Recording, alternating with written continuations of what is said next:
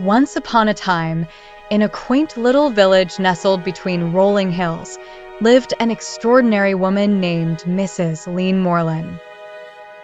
Mrs. Lien wasn't just any ordinary villager.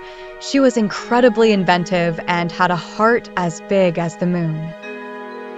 She always wore a vibrant red scarf and kept her hair tied in a neat bun. Her eyes sparkled with kindness and a hint of mischief. The villagers adored her, especially for her amazing gadgets and contraptions that made everyday life easier.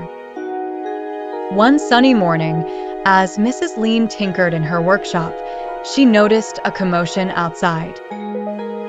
Stepping out, she saw the village children gathered around a broken merry-go-round in the park. Their faces were long, filled with disappointment.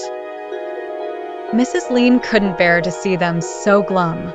"Don't worry, kids. I'll fix it in no time," she assured them with a wink. She rolled up her sleeves and got to work, her tools clinking and clanking as she tightened bolts and replaced gears. The children watched in awe as Mrs. Lien's hands moved with grace and precision.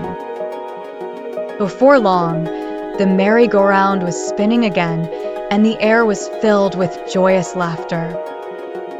But Mrs. Lien didn't stop there. She had an idea that would make the merry-go-round even more special. She hurried back to her workshop and returned with a strange-looking device. With a few adjustments, she attached it to the merry-go-round. Now, every time the merry-go-round spun, it played a delightful tune and blew bubbles into the air. The children were over the moon with excitement. Word of Mrs. Lien's magic touch spread quickly. One day, an unexpected visitor arrived at the village. It was Mr. Huxley, a stern-looking man from the city, with plans to build a factory where the park stood. The villagers were worried, but Mrs. Lien had a plan. She invited Mr. Huxley to try the new merry-go-round.